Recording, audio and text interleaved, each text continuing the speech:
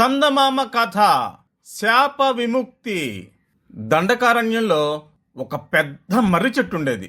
దాన్ని ఆశ్రయించి ఎన్నో భూత ప్రేత పిశాచాలుండేవి. ఆ చెట్టు మీదే ఓ బ్రహ్మరాక్షసుడు తన నివాసాన్ని ఏర్పరచుకున్నాడు.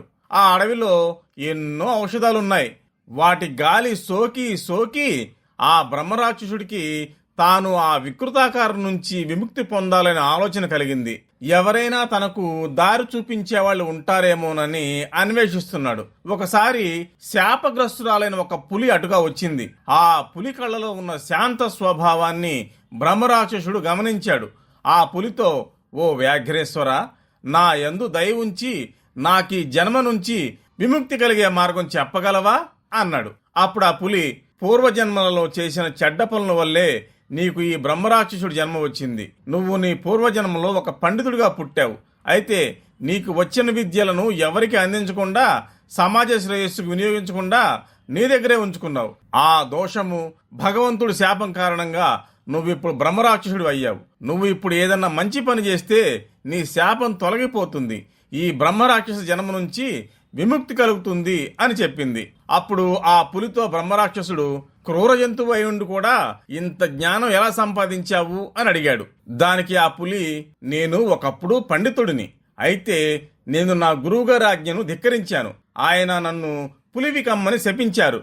అయితే నేను ఆయన పాదాలను పట్టుకుని శరణు కోరాను. శాంతించిన ఆయన, నువ్వేదన్నా మంచి పని చేస్తే నీకు శాప విముక్తి కలుగుతుంది అని చెప్పారు. అప్పటి నుంచి నేను ఏదన్నా మంచి పని చేయాలని ఈ అడవిలో తిరుగుతున్నాను. కానీ నేను ఎవరి దగ్గరికి వెళ్ళినా వాళ్ళు నన్ను చూసి భయంతో పారిపోతున్నారు. ఇప్పుడు నువ్వు ఏదైనా మంచి పని చేస్తే ఆ పుణ్యంతో నువ్వు, నీ చేత మంచి పని చేయించినందుకు నేను, ఇద్దరం శాప విముక్తి పొందుతాం అని చెప్పింది. మంచి పని చేయాలనే దృఢ సంకల్పంతో ఉన్న బ్రహ్మరాక్షసుడికి అడవిలోంచి వెళ్తున్న ఒక బాటసారి కనిపించాడు. తనని బ్రహ్మరాక్షసుడి రూపంలో చూస్తే అతను భయపడతాడని బ్రహ్మరాక్షసుడు అనుకున్నాడు. ఒక సాధువు వేషంలో ఆ బాటసారి వద్దకు వెళ్లి యోగక్షేమాలు విచారించాడు. ఆ బాటసారి దిగులుగా ముఖం పెట్టి, నాకు హిమాలయాల దగ్గర లభించే ప్రత్యేకమైన రత్నాలు, వాటితో పాటు 100 వరహాలు కావాలి, వాటిని ఎలా సంపాదిద్దామా అని ఆలోచిస్తూ ఈ అడవిలోకి వచ్చాను అని ఆ బాటసారి చెప్పాడు. ఆ రత్నాలతో ఏం చేస్తావు అని అడిగాడు బ్రహ్మరాక్షసుడు. ఆ రత్నాలతో పాటు 50 వరహాలు తెచ్చిన వారికి రాజకుమార్నిచ్చి పెళ్లి చేస్తానని రాజుగారు ప్రకటించారు. ఈ దండకారణ్యంలో ఎందరో యోగులు, బ్రహ్మరాక్షసులు ఉంటారని విని వాళ్ళ ద్వారా ఆ రత్నాలు 100 వరహాలు సంపాదిద్దామని ఇక్కడికి వచ్చాను అన్నాడు బాటసారి. రాజకుమార్ని పెళ్లాడటానికి రత్నాలు 50 వరహాలు సరిపోతాయి కదా, నువ్వు 100 వరహాలు కావాలని ఎందుకు అడిగావు అని బ్రహ్మరాక్షసుడు ప్రశ్నించాడు. ఆ 50 వరహాలు మా ఊళ్ళో ఉన్న నా భార్య పిల్లలకి ఇస్తాను అని బాటసారి చెప్పాడు. ఆ మాట వినగానే బ్రహ్మరాక్షసుడికి కోపం వచ్చింది. ఇప్పటికే పెళ్ళయి పిల్లలున్న నువ్వు యువరాణిని పెళ్లి చేసుకుని మోసం చేయాలని అనుకుంటున్నావా?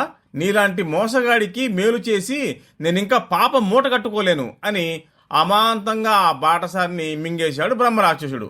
వెంటనే పులి రూపంలో ఉన్న శిష్యుడు మానవ రూపానికి వచ్చేశాడు. యువరాణిని మోసం చేయాలనుకున్న వాడిని మింగేయటం ఒక మంచి పని, అందుకే నాకు మానవ రూపం వచ్చింది అని శిష్యుడు చెప్పాడు. బ్రహ్మరాక్షసుడు కూడా సుందర రూపం వచ్చేసింది. అతను సంతోషంగా దివ్యలోకాలకు వెళ్లిపోయాడు.